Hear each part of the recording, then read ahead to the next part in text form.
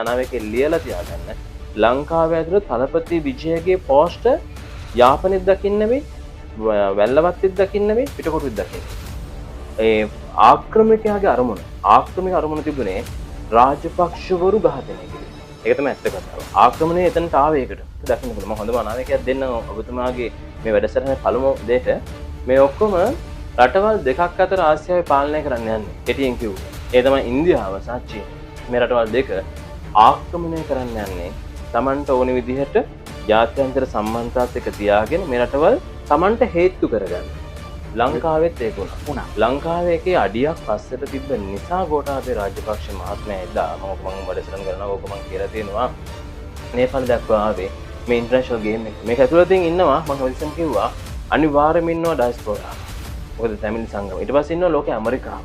ඊට පස්සේ තවත් මෙතන අපි ගත්තොත් රුසියාව වගේ රටවල්. නැත්නම් චීනය වගේ රටවල්. නැත්නම් ඉන්දියාව වගේ රටවල් ලෝකයේ ඇතුළත අනිවාර්යෙන් කොහෙන් හරි ගෑවිලා ඉන්නේ. ඒ අඩිය පස්සට තිබ්බ නිසා දෙවර්ගයක් අතර ඇති වෙන තිබු මිනිස් ඝාතන ප්‍රමාණයක් අතර. නැත්නම් ලංකාවට අපි ගත්තාම විදේශ විනිමය අපි විදේශ ආයෝජකයන්ගෙන් ලැබෙන්න තියෙනවා. ඊට අමතරව ගත්තාම අපි ටූරිසම් වලින් ලැබෙන. ඔය ටිකෙන් ලැබෙනවා. ඒ හැබැයි ලැබුණත් මතක තියාගන්න ලංකාවේ ප්‍රධාන ආදායම් ශේෂ්ඨයන් වල ඇඟලු වලින් බිඳ වැටෙනවා. ඊට ටී ෆැක්ටරිස් ටික දැන් ගොඩක් ටී ෆැක්ටරිස් වලින් 200 ගාණක් විතර වැහිලා ගිහිල්ලා. දන්නවා විශේෂයෙන්ම වාල්මීකි ලියන සංග්‍රහයක හොඳටම දන්නවා කියලා තියෙන ලංකාව පාව දෙනවා. ඒ එච්චර ඉහළ පෞරුෂව කතා කරන පාර්ලිමේන්තුව ඇතුළත ඔහු කිව්වා 300 ගාණක් කන්ටේනර් ටික ලංකාව ඇතුළට එනකොට ඒක තුල ආයුධ තිබ්බා, ඔහුගේ ආයුධ තිබ්බා, මත්ද්‍රව්‍ය තිබ්බා. ඔය කතා ගොඩක් ඔහු කියන්නේ. හොඳ මාස්ටර් ප්ලෑන් එකක් නිකුත් කරනවා. ඒ තමයි අපි දන්නවා රුසියාව ප්‍රමුඛ තවත් රාජ්‍යන් පවා මිත්‍රතාවයේ යටින් තියාගෙන උඩින් ඒ අය යොමු කරන්නේ ලෝකයේ ආසියාව පාලනය කරන ට්‍රම්ප් වෙනම සැලැස්මක්. හැබැයි ට්‍රම්ප් ඉන්නේ පාතාලයේ තුල. ඊට පස්සේ 2000 ගාණක් ඉන්න සමාජිකයෝ. ඕකෙන් දැන් අපි කණ්ඩායම් නායකයෙක් අල්ලගත්තා. ඒක කණ්ඩායමක්. ඒ අතර තවත් අපි යන 52ක් 53ක් වගේ ප්‍රමාණයක් තව කණ්ඩායම් නායකවරු ඉන්නවා. ලංකාවේ ඒ තමන්ගේ රාජකීය පවුලක් හා සමාන කණ්ඩායම ලංකාවේ ඒ 30 වසර යුද්ධය අවසන් කරපු වේදනාව, ඒ පරාජයේ සටන, ඒ වේදනාව අදට තියෙනවා. ඕක මම හොඳ උදාහරණයක් දෙන්න මුල්ලේරියාවේ සටන. ඒක ඇත්ත.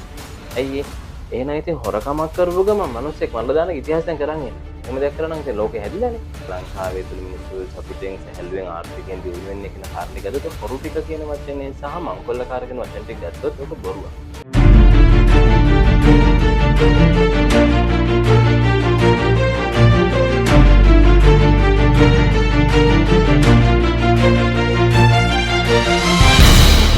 රජත ටීවී අයිබෝවන් සියලුම දෙනාට ඔබට සුබ දවසක් වගේම රටට නැවුම් බලාපොරොත්තුවක් ඉටුවන දවසක් ලෙසට අද දවස පරිවර්තනය කරන්නට මම සහ මගේ කණ්ඩායම සූදානම්. රජත ටීවී නැවුම් ගමනක් ආරම්භ කරන්න තමයි මේ සූදානම් වන්නේ. ඒ නැවුම් ගමන ආරම්භන්නට වර්තමානයේ සිටින අංක 1 ජ්‍යොතිර්වේදියා හොයාගෙන අපි ආවා. ඒ තමයි විශ්ව ශාස්ත්‍රවේදී මියුරු සම්පත් ලියනගේ. එතුමාට තමයි අපේ මංගල වැඩසටහනේ ආරම්භක සම්පත්දායකයා ලෙස ආරාධනා කරේ. මියුරු මහත්මයා ආයුබෝවන්. ආයුබෝවන් සුබ දවසක් වේවා ඔබ සියලු දෙනාටම. ඒ වගේම රජත ටීවී මනරබන ඔබ සියලු දෙනාටම විජයග්‍රහී අනාගතයට මම ආශිර්වාද කරනවා. මියුරු මහත්මයා මේ ඔබ YouTube අවකාශයේ ඉතාම ජනප්‍රියයි. ඔබ රූපවාහිනී මාධ්‍යයේ ඉතාම ජනප්‍රියයි. ඔබ රේඩියෝ වලත් ඉතාම ජනප්‍රියයි. ඔබ පුවත්පතේ ඉතාම ජනප්‍රියයි. ලංකාවේ ඇසි දිසි මාධ්‍ය ශේෂ්ත්‍රයේම ඔබ මේ වන විට ආවරණය කළ අවසානයි. ඇත්තටම කෙටි කාලයක් තුළ මෙවැනි විපර්යාසයක් කරන්න මියුරු සම්පත් ලියනගේට හැකියාව ලැබුණේ කොහොමද? ඒක ලොකු කතාවක්. ඒ තමයි කෙටියෙන් කිව්වොත් මෙහෙවර හරියට විනිවිද භාවයකින්, අවංක භාවයකින් සහ ඍජු භාවයකින් කටයුතු කරන කෙනෙක් වුණොත් අපිට ලෙහෙසි ඒ ගමන් මාර්ගය ඉතා ඉක්මනින් දිනා ගන්න. ඒක එක. දෙක තමයි ඒ ඕනම කරන විෂය ධාරාවක තමන් විශේෂීකරණ පුද්ගලයෙක් බවට පත්වීම. දෙක. තුන්වෙනි කාරණය තමයි තමන් පිළිබඳව ආත්ම විශ්වාසය, ඒ වගේම තමයි පැවැත්ම සහ අර හිත්වල ඊර්ෂ්‍යාවක්, ක්‍රෝධයක්, වෛරයකින් තොරව තමන්ගේ ගමන් මාර්ගයේ තමන්ට විශ්වාසයෙන් සහ පැවැත්මක් ඔස්සේ ගමන් කිරීම.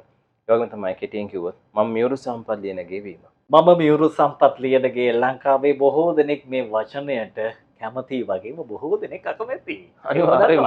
මොකද මාව හිසරදයක් වෙන්නේ එකක් බහුතරයක් වූ මගේ විෂය ධාරාව කරන ජ්‍යොතිෂ්‍යවරු. තව කොටසක් ගුප්ත ශාස්ත්‍රයේ, යන්ත්‍රමන්ත්‍ර ගුරුකම් ශාස්ත්‍රයේ, තෙල් බෙහෙත් විකුණන, නැත්නම් මුදුමාල සුර විකුණන, මැණික්ගල් කැබලි විකුණන, නැත්නම් අවස්ථාවාදී අවකාශන් ප්‍රයෝජන ගන්න ඒ කූට මානසිකත්වයේ ඇති, නැත්නම් ඒක තමන් කරලා අනිත් අය පිටින් දාන්න හදන, නැත්නම් තමන් කරලා ඒක වහං කරන හදන සහ අවස්ථාවාදී ක්‍රියාවල නිරත වෙන මනසකින් තොර ඒ වගේම තමයි අවබෝධයකින් තොර ආත්මාර්ථකාමී මිනිස් කොට්ටාශය. ඒ අය බොහොම ඉරිසයි. ප්‍රධාන කොටස් දෙක උතන. සහ පක්ෂග්‍රාහී බව තිබුණොත් මම කියන කාලෙන් කාලෙට මාත් ගොඩක් අය අමනාප වෙනවා. දැන් අපි මුල් කාලේදී මහින්ද රාජපක්ෂ මහත්මයා කට්ටියත් මුලින්ම අමනාප වුණා. ඔය 2015 16 17 කාලේ. ඊට පස්සේ ඒතර මෛත්‍රී මහත්මයා කට්ටිය අමනාප වුණා 2017 18 වෙනකොට. ඒක 19 පස්සේ ගෝඨාභය මහත්තයාට පස්සේ ආපහු ඊට පස්සේ අමනාප වුණා ගෝඨාභය මහත්මයාගේ කට්ටිය. ඊට පස්සේ ආපහු අමනාප වුණා.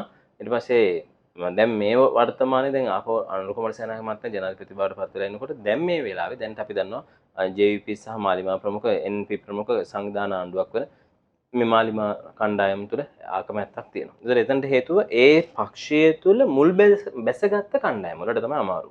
ඒ කියන්නේ අපහසු. ඒ නිසා එතකොට ටිකක් රිදෙනවා. අනාගතයේදී දැන් මම අර පුනා කියන වැඩසටහන වල මේ අනාගතේ නාමල් රාජපක්ෂ ප්‍රමුඛ පොහොට්ටුවේ සමාජික සන්දාන ආණ්ඩුවක් ලැබිලා ඒ ආණ්ඩුවටත් මම ඉදින් මොන හරි තැනකදී ඒ අඩුපාඩු හෝ විශ්ලේෂණය හෝ අනාගතයේ වෙනත් කණ්ඩායමක් වෙනවා කියලා කියන්න ගත්තොත් ඊට පස්සේ ඒකටත් පොඩි අඹහසුවක් වෙයි අයටත්. ඒත් මාත් එක තරහ. ඒ වගේ විවේචන, පීඩා, බාධක මැද්දේ ඉතින් කොහොමත් කාලෙන් කාලට යන කෙනෙක්. ඔකේ විශේෂත්වයේ තියෙන්නේ අර සමහර අර අන්තවාදී භවෙම් යනකොට ටිකක් ඔලුවට බර එනවා සහ ඒ පැතිකඩ රාමු අල්ලගෙන වෙනත් අය අවස්ථාවාදීත්වයෙන් විවිධ ප්‍රයෝජන ලාභ ගන්න උත්සාහ කරනවා. දැන් උදාහරණයක් විදිහට දැන් වර්තමාන ආණ්ඩුවේ මට කිසිම බලපෑමක් නැහැ. මම ඒක මුලින්ම සතුටින් කියනවා. මොකද මේ ආණ්ඩුවේ නීතිය, මේ රාජතාන්ත්‍රික නීතිය, ඒ නීති රාමුව මටත් අපිට සාමාස්ත්‍ය වශයෙන් සාමාන්‍ය විදිහට ගමන් කරන කිසිම ගැටලුවක් නැහැ.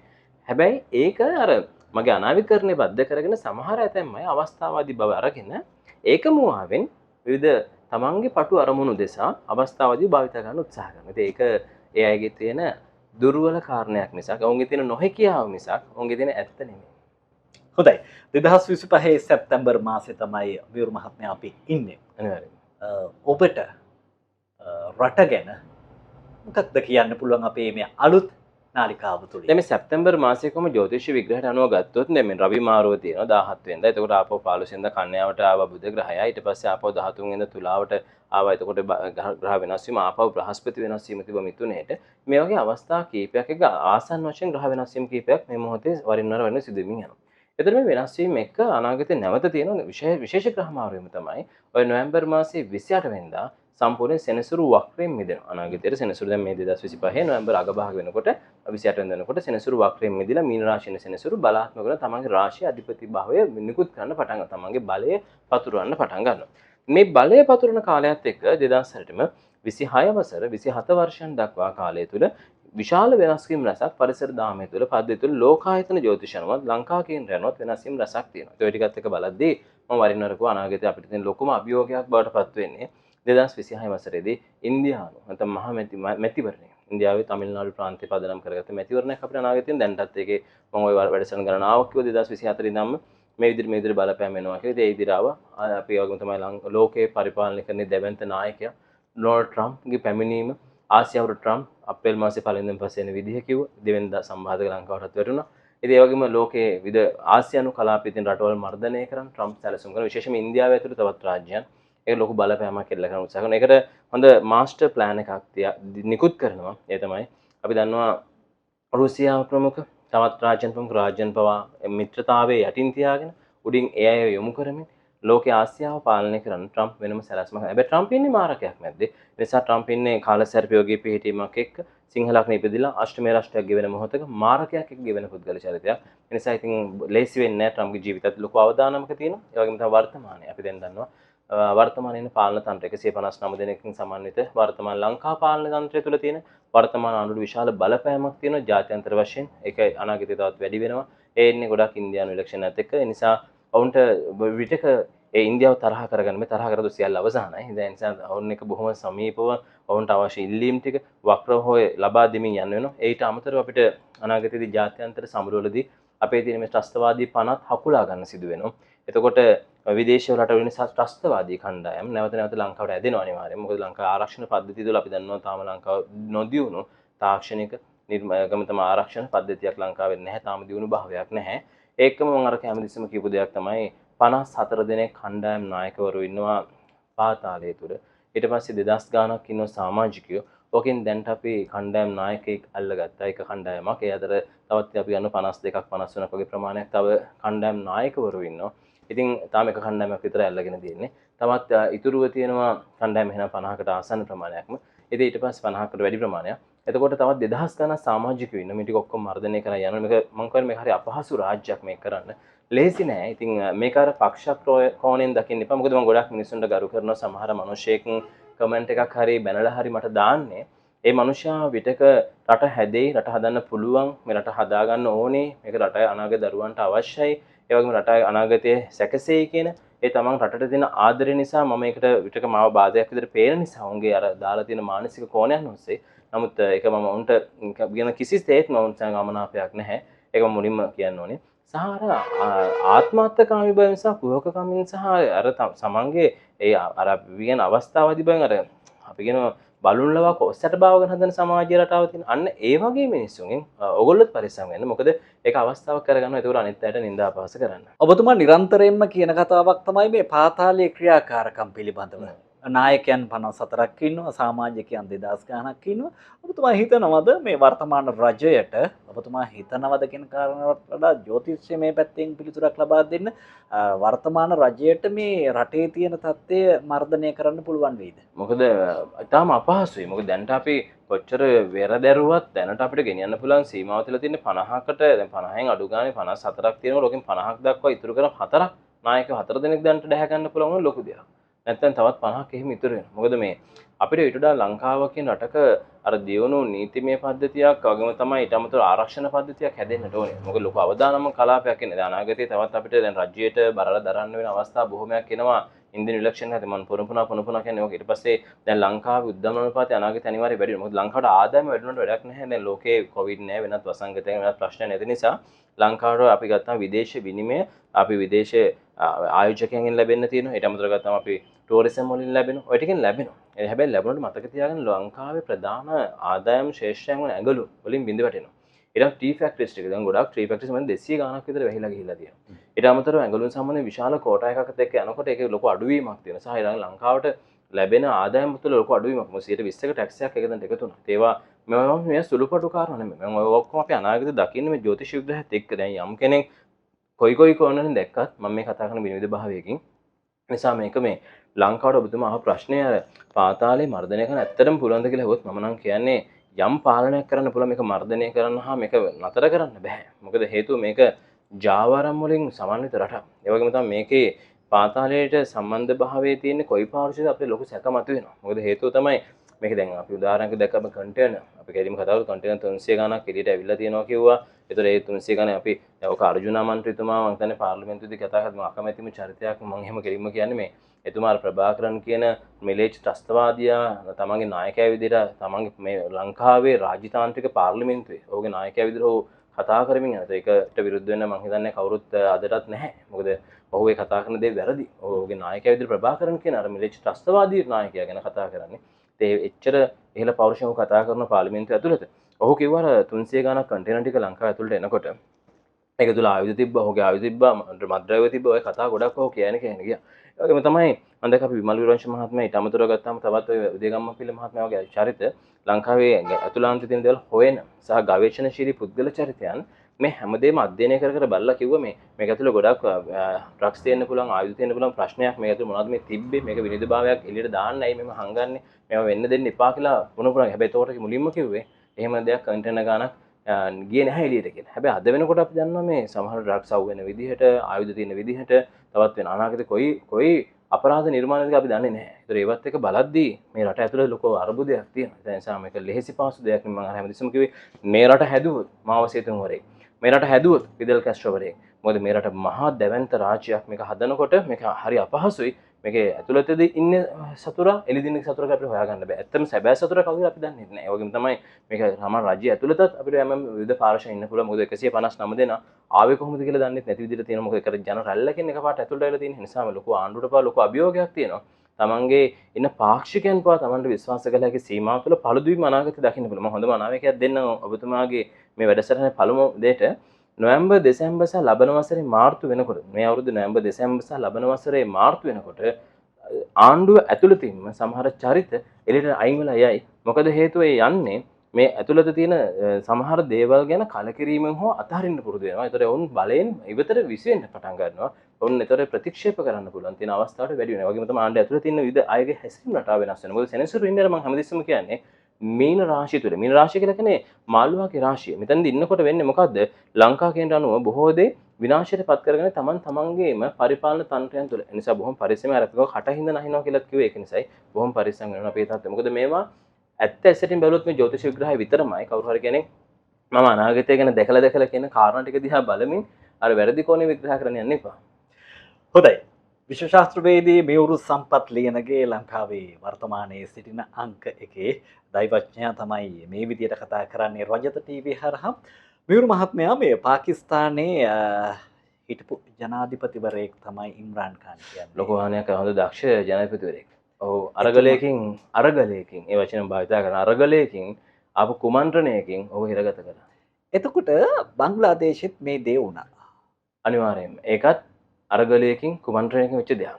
ලංකාවෙත් ඒක වුණා. ලංකාවේ එකේ අඩියක් පස්සට තිබ්බ නිසා ගෝඨාභය රාජපක්ෂ මහත්මයා එදා මම වැඩසටහන් කරනවා ඕක මම කියලා තියෙනවා. එතුමා ඒ අඩිය පස්සට ගැනීම අනාගතයේ මිනිසුන්ට ලොකු සතුටක් ගෙන දෙස ලොකු විශ්වාසයක් ගෙන එතුමා අගය කරයි කියලා. ඒ අඩිය පස්සට තිබ්බ නිසා දෙවර්ගයක් අතර ඇති වෙන තිබු මිනිස් ඝාතන ප්‍රමාණයක් නතර වුණා. නැත්තම් රාජ්‍යය සහ මිනිස් අතර උග්‍ර භාවයෙන් ඇවිල්ලා එක්ක පරිපාලකයොත් මේ යනවා. එතන මිනිස්සුත් මේ යනවා. නමුත් ඒ එතුමා එදා අච්චර එදා 30 වසරක යුද්ධය අවසන් කරන්න කමාන්ඩ් එක දෙන්න ලේකම්වරයෙක් හිටපු එතුමා අඩිය පස්සට ගත්ත එක ගැන මම සතුටු වෙනවා පෞද්ගලිකව. මොකද මම ඔක වැඩසටහන් ගණනාවකදීම කිව්වා 2022 23 දී. එතුමා අඩිය පස්සට ගත්ත එක ගැන මම පුදුමයටපත් වුණා. නමුත් ඒ ඇත්ත සැටින් මේ ගත්ත එක හරි වටිනවා. එසේ නොවුන නම් එක පැත්තකින් ඒ ආක්‍රමණිකයාගේ අරමුණ තිබුණේ රාජපක්ෂවරු ඝාතනය කිරීම. ඒක තමයි ඇත්ත කතාව. ආක්‍රමණය එතනට ආවේ ඒකට. මොකද 30 වසර යුද්ධය අවසන් කරපු රාජපක්ෂවරු ජාත්‍යන්තර ඩයස්පෝරාවට නෝර්වේ වගේ රාජ්‍යයන්ට ලොකු කැලලක් ඇති කරා. ඒ වගේම ලෝකේ ත්‍රස්තවාදීන් රටවලට ලොකු අභිමානය හීන කළා. ලෝකේ දියුණුව කියන රටවල් නිකන් එකපාරටම වුන්ට නිකන් දෙකේ කුලට වැටුණා වගේ වුණා. මොකද මෙච්චර ලංකාවේ තනි එක පවුල් පසුබිමක් ඔස්සේ ගොඩනැගුණු එක්තරා කණ්ඩායමක් ලංකාවේ ඒ තමන්ගේ රාජකීය පවුලක් හා සමාන කණ්ඩායමක් ලංකාවේ ඒ 30 වසර යුද්ධය අවසන් කරපු වේදනාව ඒ පරාජයේ සටන ඒ වේදනාව අදලා තියෙනවා. ඔක මම හොඳට උදාහරණයක් දෙන්න මුල්ලේරියාවේ සටන. ඔය එදා අපේ රාජසිංහ රජතුමා ටිකරි කුමාර රාජසිංහ රජතුමා කරපු මුල්ලේරියා සටන තමයි ලංකාවේ ඉංග්‍රීසින් දීපු හොඳම දඩුවමයි. පුංචි කුමාරයෙක් මේ මුල්ලේරියාව සටන තුළ මෙහෙවද්දී විනාශ කළ දැම්මා විශාල දැවැන්ත කැලලක් විදිහට සමූල ඝාතනය කරා. ඝාතනය කළා පෙන්නුවා සටන්කාමී බව හෙළයන්ගේ සිංහලයන්ගේ සඳ ශ්‍රී ලාංකිකයන්ගේ ඇඟේ තියෙනවා කියලා. ඒක පෙන්නලා ඒ පරදේශක්කර මිනිස්සු විනාශ කළා දැම්මා. ඒ ලැජ්ජාව වහගන්න, ඔවුන්ට වේදනාව වහගන්න, ඔවුන් මානසික රෝහල, ඒ වගේම ලාදුරු රෝහල් ටික ඔක්කොම ස්ථාපිත කළා මුල්ලේරියාවේ. මේ මං ඉපදුනේ එහෙ. නිසා මං ආඩම්බරෙන් කියන්නේ මට පොඩි කාලේ මම පාසල් ගියේ පළමු පාසල වුණේ මගේ ටිකරු කුමාර විද්‍යාලය. මම ඒකට අදත් ආඩම්බරෙන් මං ඒ ගැන කියනවා. මොකද ටිකරු කුමාර රාජසිංහ රජතුමාගේ නම භාවිතා කරව මගේ ඉස්කෝලෙන් මට එන්න පුළුවන් වුණා. මම හරි ආසයි ඒකට. මට ඒ වීරත්වයේ හැඟීම් මගේ ගාව අදටත් තියෙනවා. ඒ හැඟීම ලංකාවේ ඉතිහාසයත් එක්ක නැති කරලා තියෙනවා. ඒ හැඟීම ලංකාවේ සාහිත්‍යයත් එක්ක නැති කරලා තියෙනවා. ඒ හැඟීම ලංකාවේ ආගමත් එක්ක නැති කරලා තියෙනවා. ඒ කියන්නේ ඒ ගිනාවේ ඔක්කොම පරදේශක්කාර ක්‍රමය ඔස්සේ. නිසා මතක තියාගන්න එදා ඔබතුමා අහන්න ආපු ප්‍රශ්නේදී තියෙන්නේ අර දැන් අද වෙනකොට ඇවිල්ලා දින ටික ටික ඔක හොදන්න දාවේ. අද නේපාලෙ දක්වා ආවේ. මේ ඉන්ටර්නැෂනල් ගේම් එක. මේක ඇතුළතින් ඉන්නවා මම හැමතිස්සෙම කිව්වා අනිවාර්යයෙන්ම ඉන්නවා ඩයස්පෝරාව. මොකද තැමිලි සංගම. ඊට පස්සේ ඉන්නවා ලෝකේ ඇමරිකාව. ඊට පස්සේ තවත් මෙතන අපි ගත්තොත් රුසියාව වගේ රටවල්. නැත්නම් චීනය වගේ රටවල්. නැත්නම් ඉන්දියාව වගේ රටවල් ලෝකේ ඇතුළත අනිවාර්යෙන් කොහෙන් හරි ගෑවිලා ඉන්නවා. මොකද මේ රටවල් වල ඕනි මේ බලගත්තු රාජ්‍යයන් අර දුර්වල රාජ්‍යයන් ටික පාලනය කරලා ඔවුන් ආක්‍රමණය කරලා අර නිදීන ජාතියක් නිර්මාණය කරනවා. එහෙනම් ඔවුන් බලය ලබන්නේ අපි දන්නවා මේ රැප් ගායකයෙක්ටද කොහොමද මේ පාර ඔහුගේ ජනාධිපතිවරයා බවටපත් වෙන්නේ නැත්නම් මේක විහිළුවක්. ඒ රට ලිබියාවට වෙච්ච දේ ඔයගොල්ලෝ දැක්කා. පලස්තීනට වෙච්ච දේ ඔයගොල්ලෝ දැක්කා. ඒ වගේ තමයි අෆ්ගනිස්තානට වෙච්ච දේ ඔයගොල්ලෝ දැක්කා. එතකොට ඔයගොල්ලෝ දැක්කා බංග්ලාදේශයට වෙච්ච දේ, දැක්කා පාකිස්තානට වෙච්ච දේ, දැක්කා ලංකාවට වෙච්ච දේ. ඔක ආය මිරකල් එක සිද්ධ වෙනවා. මේ සර්කල් එක සිද්ධ වෙනවා. ඒ නිසා කියන්නේ බුද්ධියෙන් දකින්න. හොඳයි. මගේ ප්‍රශ්නය අතරමඟ ඔබතුමා වෙනද වගේම වෙන අපේ සාකච්ඡාවලදී වගේම මැදින් ඇවිල්ලා ප්‍රශ්න ඉවර කරා. මං අහන්න හිටියත් ඕකම තමයි. මම මියුරු සම්පල්ලියනගෙන මල්ලි. මියුරු සම්පත් ලියනගේට කියන්න පුළුවන්ද ඔබතුමාට කියන්න පුළුවන්ද ලෝකායන ජ්‍යොතිෂයට අනුව පාකිස්තානය බංග්ලාදේශය ශ්‍රී ලංකාව නේපාලය මොකක්ද මේ ආසියානු රටවලට වෙන්න යන්නේ? මේ ඔක්කොම රටවල් දෙකක් අතර ආසියාවේ පාලනය කරන්න යන්නේ. කෙටියෙන් කිව්වොත්. ඒ තමයි ඉන්දියාව සහ චීනය. මේ රටවල් දෙක ආක්‍රමණය කරන්න යන්නේ Tamanට ඕනි විදිහට ජාත්‍යන්තර සම්බන්ධතාවත් එක තියාගෙන මේ රටවල් Tamanට හේතු කරගන්න. ඒ කියන්නේ මේ රටවල් හැමදේම ඔලුස්සන්න බෑ. හැබැයි Tamanගේ නිදීන ජාතින් විදිහට ඒ රටවල් වලට පරගති භාවයෙන් නැමිලා ඉන්න සිදෙන තැනට ගේනවා. ඒතර ඒකට අදාළ පාලකයෝ, ඒකට අදාළ පරිපාලනකයෝ අර අපේ භාෂාවෙන් කළු සුද්ද නිර්මාණය කරගෙන ලංකාව හිර කරන්න යන තැනක තියෙනවා. ලංකාව හිර කරන්න යන තැන ඔබතුමා කියනවා 2026 2027 වෙනකොට මේ හිරවීම තවත් වර්ධනය වෙයිද? එහෙමත් නැත්නම් හිරවීමෙන් ටිකක් නිදහස් උග්‍ර වශයෙන් හිරවීම පටන් ගන්නවා. එයි මං කියන්නේ 2027 දී සෙනසුරු ග්‍රහය එන්නේ මේෂයට කියලා.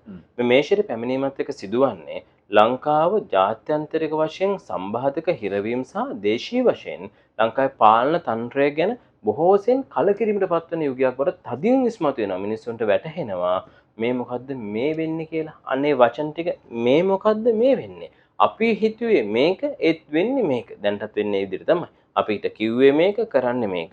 ඊට පස්සේ අනාගතේ කියන්නේ මොකක්ද දන්නවද? අපි හිතුවේ මේක මේ මොකද්ද මේ වෙන්නේ?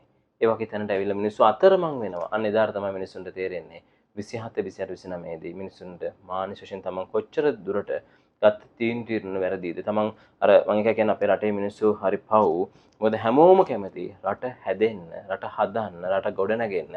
ඒ වගේ රටේ ඔළුවට දාලා තියෙන බ්‍රේන් වොෂ් කරලා තියෙන අපි කියන ඔළුව ටික හොදලා තියෙන්නේ හොරු කියන සංකල්පය සහ දේශීය පාලකයන් මර්ධනය, දේශීය පාලකයන් විනාශ කිරීම, දේශීය ජනනායකයන් හැදෙනකොට විනාශ කර දැමීම. එතෙන්දී තමයි ලංකාවේ පරාජය පටන් ගන්න. ඔක අතීතයේත් උනා, වර්තමානයේත් වෙනවා. මොකද ඔක අපි ගත්තොත් එහෙම රාවණ රජතුමා පාවා දෙන තැන අපි දන්නවා විශේෂයෙන්ම වාල්මීකි ලියන සංග්‍රහය තුළ අපි හොඳටම දන්නවා තියලා තියෙන ලංකාව පාවා දෙනවා කියලා. ඊට පස්සේ ඔහොම එනවා අතීතයේ සිට මේ වර්තමාන දක්වා. ඔහොම එනකොට ලංකාවේ බොහෝ රජවරුන් තමන්ගේ ගෙදරින්ම පාවා දුන්න අවස්ථා, තමන්ගේ සමාජයෙන් පාවා දුන්න, තමන්ගේම පුද්ගලයන් පාවා දුන්න අවස්ථා. අවසානයේදී ලංකාව රාජසිංහ රජතුමාත් පාවා දුන්නා. ඉතින් මෙහෙම සමාජ සංස්කෘතියක් එක්ක හැදිච්ච ජාන තියෙනකොට හරි අපහසුයි. රට දේශීය වශයෙන් කොට නිසාම තමන්ගේ දරුවන්ගේ අනාගතය උගන්වන්න, අධ්‍යාපනයත් එක්ක පුළුවන් නම් ඉතිහාසය උගන්වන්න, අධ්‍යාපනයත් එක්ක තමන්ගේ සංස්කෘතිය උගන්වන්න, තමන්ගේ ජීවිතය උගන්වන්න දරුවන්ට. මොකද ඒක අවශ්‍යයි. ස්වාධීන අධිරාජ්‍යයක්, ස්වාධීන රටක්, අපේ කියන හැඟීමක්, අපේ කියන රට තියෙන මෙච්චර. මම හිතන්නේ නැහැ ශ්‍රී ලාංකිකයන්ට තියෙන තවත් රටක් ලෝකේ කොහෙවත් නැහැ. ශ්‍රී ලාංකිකයන්ට සිංහල වේවා, ද්‍රවිඩ වේවා, මුස්ලිම් වේවා, අපි මේ ශ්‍රී ලාංකිකයෝ කියන්නේ මේ සිංහල තමිල්, ශ්‍රී ලාංකේය තමිල්, ශ්‍රී ලාංකේය මුස්ලිම්, ශ්‍රී ලාංකේය සිංහල, මේ හැමදේම මේ අපේ රට. ඒ නිසා ඒ හැඟීමෙන් ජීවිත ඉස්සරහට යන්න. නැත්නම් අනාගතයේදී අර 2026 27 දී තමිල්නාඩු මැතිවරණයේදී උග්‍ර වශයෙන් එන ගැටලුවක් තමයි දෙමළ තමිල් ප්‍රශ්න එනකොට මේ ඉන්දියානු තමිල් සහ ශ්‍රී ලාංකේය තමිල් බෙදෙන්න ගන්නවා. ඒ උග්‍රවාදී වශයෙන් ලංකාව ඇතුළතත් පෝස්ටර්ස් ටිකේ අර තලපති විජයගේ පෝස්ටර්ස් ටික ලංකාවේ අනිවාර්යෙන් වදිනවා. මේ අනාවැකේ ලියලා තියාගන්න. ලංකාවේ ඇතුළත තලපති විජයගේ පෝස්ටර් යාපනයේත් දකින්න වෙයි, වැල්ලවත්තේත් දකින්න වෙයි, පිටකොටුවෙත් දකින්න වෙයි. මොකද එච්චර විදිහට ඉන්දියන් තමිල්ස්ලා එතුමාව අගය කරනවා. මොකද ඒ පැත්තට බරයි ඉන්නේ. දැන් මියුරු මහත්මයා මේ සියලුම අනාගතය ගැන පූර්වකථනයන් කරන්නේ ලංකාවේ කේන්ද්‍රයත් එක්කනේ. අනිවාර්යයෙන්ම. එතකොට සමහරු කියනවා ලංකාවේ කේන්ද්‍රය වැරදි, සමහරු කියනවා මෙන්න මෙදා වෙන්න ඕනි. ඒ වගේ ඔබතුමාටත් ඇහිලා ඇති. මෙතුවක්කල් මේ ලංකාවට වෙලා තියෙන ප්‍රශ්න මේ කේන්ද්‍රයත් එක්කද වෙලා තියෙන්නේ? ඉදිරියේදී වෙන දේවල් වෙන්නෙත් මේ කේන්ද්‍රයත් එක්කද? ලංකා කේන්ද්‍රයේ ගොඩක් දෙනෙක් හරි හෝ වැරදි කියන සීමාව තුළ දකින්නේ ඔය ජනරාජ්‍ය කේන්ද්‍රයත් එක්ක. දැන් අපි 1948 පෙබරවාරි මාසයේ 4 වෙනිදා ලංකාව නිදහස ලැබපු දවසත් එක්කත් බොහෝ දෙනෙක් සිංහලක්ෂණය කියන සීමාවට අරගෙන හදලා ගන්නවා. නමුත් ඇත්ත රාශිය බවට පත් වෙන්නේ සිංහ නෙමෙයි, කුම්භ රාශිය. ඒකට හේතුව තමයි අක්ෂාංශ දේශාංශ වල පිහිටීම අනුව ලංකාව තුළ තියෙන පිහිටීම අනුව නැගෙන සිතිජයේ තියෙන රාශි පිහිටීමත් අනුව ගණනය කරගත්තාම නිවැරදි ජ්‍යොතිෂ සිද්ධාන්ත තුළ තියෙනවා ලංකා කේන්ද්‍රය ඇති වෙන්නේ මේ නිවැරදි පිහිටීම අනුව. ඒ කලා අංශක විකලා අනුවත් මේ හැමදේම අනුව පිළිලා තියෙන්නේ කුම්භ ලග්නයට. ඒ නිසා අපි නිවැරදි රාශිය කොහොමත් කුම්භ.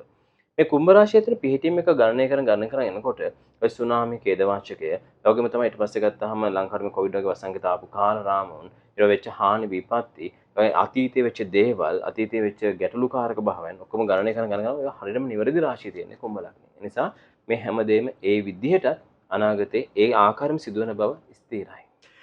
ලෝකය ගැන ලංකාව ගැන පූර්වකථනය කරන විශ්ව ශාස්ත්‍රවේදී මියුරු සම්පත් ලියනගේ මහත්මයා අද දවසේ ඉතාමත් වටිනා කාලයේ ඔබේ මිඩම් කරමින් අපේ ප්‍රථම වැඩසටහන වෙනුවෙන් සහභාගී වුණා. ඔබතුමාට කියන්න පුළුවන් ද ලංකාව ස්වෛරී රාජ්‍යයක් බවට පත්වන්නේ මේ ණය වලින් නිදොස් වෙන්නේ මේ හොරු ටික නැති වෙන්නේ මංකොල්ලකාරයෝ ටික නැති වෙන්නේ පාතාලේ නැති වෙන්නේ ලංකාව හරි ලස්සන තැනක් විදියට උඩට එස වෙන්නේ 2035ද 40ද 45ද 50ද මම මෙහෙම දෙයක් කියනවා. ඔය කියපු කාරණා ඇතුළත අප මට සමා වෙන්න ඕනේ මේ අවසල ගත්තට. ඔය හොරු ටික නැති වෙන්නේ ඒ වගේම තමයි මේ මංකොල්ල කාර ටික නැති වෙන්නේ සහ ලංකාවේ තුල මිනිස්සු සතුටෙන් සැහැල්ලුවෙන් ආර්ථිකයෙන් දියුණු වෙන්නේ කියන කාරණේ ගත්තොත් හොරු ටික කියන වචනේ සහ මංකොල්ල කාර කියන වචන ටික ගත්තොත් ඒක බොරුවක්.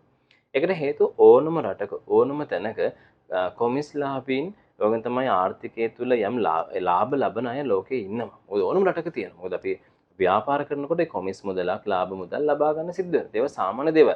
හැබැයි ඒක අතිරික්තයක් විදියට වංචනික විදියට ලබා ගත්ත කොටස් වලට දඩුවම් දීම නීතිය හමුවේ තියෙන කාරණයක්. ඒක සාමාන්‍ය පොදු කාරණයක්. ඒක පක්ෂ විපක්ෂ තත්වයකින් තොරව අපි සාධාරණත්වයෙන් දකින්න ඕනේ දෙයක්. හොරු කියලා ඔවුන් විනාශ කරන්න හොඳ නැහැ. මොකද එහෙනම් ඉතින් අපි හොරකමක් කරන හැම මිනිසෙක් මරා දැමලා අර අතීතයේ රජවරුන්ට එහාගේ දඩුවම් දුන්නා නම් හරිනේ. එහෙනම් ඔක්කොම මරා දාන්න. හොරකමක් කරනවා මරලා දානවා. ඒක තමයි ක්‍රමය වෙන්නේ. එහෙම නැහැ. හොර සිරකරෝද මිනිස්සය කියන සංකල්පය බන්ධනාවල ගහලා තියෙන්නේ. ඒක ඇත්ත. ඇයි එහෙනම් ඉතින් හොරකමක් කරපුව ගමන් මිනිස්සෙක් මරලා දාන ඉතිහාසයෙන් කරන් එන්න ඕනේ. එහෙම දෙයක් කරා නම් ඉතින් ලෝකෙ හැදිලානේ. නෑ. අපි වැරදිකරුවෙක් පුනරුත්ථාපනය කරනවා. වැරදිකරුවෙක්ට ඒක හැදෙන්න පරිසරය දෙන්න ඕනේ. වැරදිකරුවෙක් විනාශ කිරීම සමාජය තුල අපරාධකරුවෙක් බිහි කරන්න හේතුවක් වෙනවා. ඒ නිසා මතක තියාගන්න වැරදිකරුව විනාශ කළා හරියන්නේ නෑ. ඒක නම් මානසික වටලා හරියන්නේ නෑ. ඒක නට අවශ්‍ය පරිසර දීලා ආයේ වැරද්ද නොවන විදිහට ඒ නීති රාමුන් සංග්‍රහයෙන් දණ්ඩ නීති ක්‍රමෙන් පනවනවා. ඕකයි ක්‍රමය. ඒ නිසා අපි අර සමාජය තුළ අරගරකාරී වචනෙන් කතා කරොත් අරගරකාරී වචනෙන් කතා කරොත් තමයි අපි හොරු මංකොල්ලකාරයෝ රට විනාශ කරපු අය රට බංකොලොත් කරපු කියන වචන ටික කියන්න ගන්න. නෑ ඒ ක්‍රමෙන් පොඩ්ඩක් මිදෙන්න. ඔය තියෙන්නේ ජාත්‍යන්තර කුමන්ත්‍රණකාරී වදන. වසර මොකක්ද? සංවර්ධිත වසරක් විදිහට ලංකාව ගේන්න තියෙන හොඳම වර්ෂ කීපය තමයි 2030 31 32 33 කියන වර්ෂයන් ටික. මොකද ඒක තමයි ලංකාවේ සංචිත ප්‍රමාණය ආර්ථික වර්ධනය හොඳින් සැකසෙලා දෙන කාලය. මොකද ඒ කාලේ වෙනකොට ලෝකයට ගෝලීකරණ සාධකත් එක්ක ලංකාව හොඳට විවෘත ආර්ථිකයක් පවත්වනවා. විවෘත ආර්ථිකය කිව්වහම දැන්ට විවෘත ආර්ථිකය තියෙනවනේ. හැබැයි ලංකාවේ ආර්ථික වශයෙන් දියුණුවක් නැහැනේ. නිසා සංවර්ධිත වැඩපිළිවෙල වැඩසටහන් හොඳටම දියත් යනවා. මොකද අපි කාලයක් තිස්සේ හිටියේ ආර්ථික වශයෙන් වැටිලානේ. නිසා ලංකාවේ තුල සෙනසුරු ග්‍රහය අර වෘෂභය මාලවී කියන සිකුරු කාරක ග්‍රහයාගේ ස්ථානගත වීමට කුම්භ ලග්නේ 4 වෙනිට එනකොට ඉතා ඉහළ සංවර්ධනයක් තියෙනවා. ඔය 2030 31 32 33 34 කියන අන්න එවැනි කාලයක්. ඒ නිසා ඒ සංස්කෘතික කාලය දකින්න ඔබ හැම දිනෙකම මහන්සිය නොබලා වැඩ කරන්න. ඔබෙන් මේ සමාජයට ඔබෙන් මේ රටට වියදු දායකත්වය ඉෂ්ට කරන්න. නැතුව අර අපි කියනවා රාජ්‍යෝග තිබ්බ රජ වෙන්නේ නැහැ කියලා. ඒ වගේ රාජ්‍යකීයත්වය ලැබෙනකන් කවුරුත් බලන් ඉන්න එපා. හොඳයි බොහොමත් ස්තුතියි ඔබටත් උපදේශයක් එක්ක අද දවසේ වැඩසටහනෙන් සමුගන්න තමයි මේ සූදානම් වන්නේ. විශ්ව ශාස්ත්‍රවේදී මියුරු සම්පත් ලියනගේ තමයි අද අපේ මංගල වැඩසටහන වෙනුවෙන් සහභාගී වුණේ.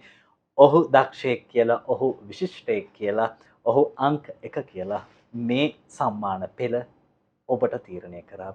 බොහොමත් ස්තුතියි. අපේ සාර්ථකත්වය දකින දවස ළඟම එනවා කියලා අපි දන්නවා ඔබට. අනිවාර්යයෙන්ම. අයිබෝන් සුබ දවසක් සියලු දෙනාට. ඔබට පුළුවන් රජත TV YouTube නාලිකාව subscribe කරන්න අපේ මංගල ගමන අද. ඉතින් ඔබේ ශක්තිය ඔබේ ආශිර්වාදයත් එක්ක තමයි YouTube නාලිකාවක් ලෙසට අපිට ඉදිරියට යන්න හැකියාවක් ලැබෙන්නේ. මතක ඇතුව රජත TV YouTube නාලිකාව subscribe කරන්න.